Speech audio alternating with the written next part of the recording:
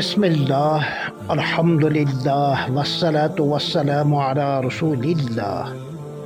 حاجی صاحبان پر قربانی۔ حاجی صاحبان پر قربانی واجب ہے، ایک حج کی وجہ سے، اور ایک اور قربانی مکہ شریف میں شرعاً مقیم ہونے کی وجہ سے۔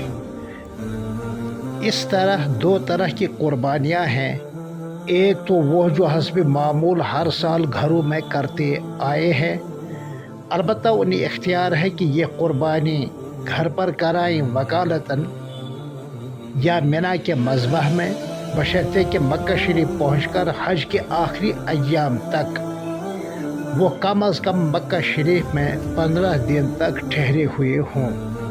اگر اس سے کم ٹھہرنا ہوا، مثلا آتے جاتے 13-14 دنوں تک حج کے آخری ایام تک ٹھہرے رہے، اس دوران حج بھی کیا، تو یہ قربانی بوجہ شرعی مسافر ہونے کے معاف ہوگی۔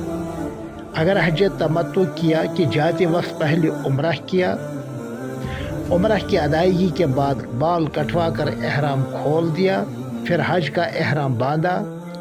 اسی طرح اگر حج قران کیا کہ احرام باندھنے کے بعد تلبیہ پڑھی اور حج و عمرہ دونوں کی نیت کی، پھر مکہ شریف پہنچے، پہلے مکمل عمرہ کیا، احرام تو کھول نہیں سکتا، اسی احرام میں حج کیا، تو ان دونوں صورتوں میں حج کی وجہ سے یہ قربانی واجب ہے۔ اور اگر صرف حج ہی کیا،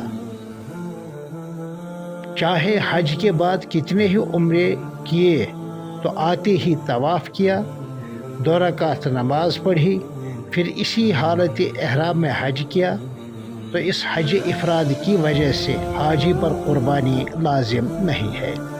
یاد رہے اکثر حاجی حضرات حج تمتع کرتے ہیں، اس سال سارا نظام بدل گیا، اگر فلائٹ کے لیٹ ہونے کی بنا پر حج قران کرے یا حج افراد کرے تو بہت ہی بہتر ہے۔ اس کی وضاحت اخکر اس سے پہلے کر چکا ہے۔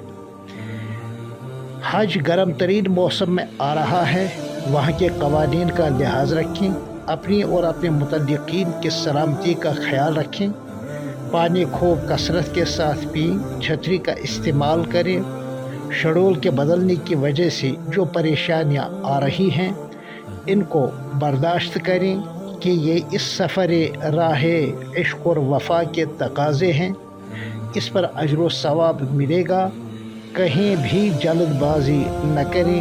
اللہ آپ کے سفر محمود کو قبول کرے، بحق لا الہ الا اللہ محمد رسول اللہ صلی اللہ علیہ وسلم۔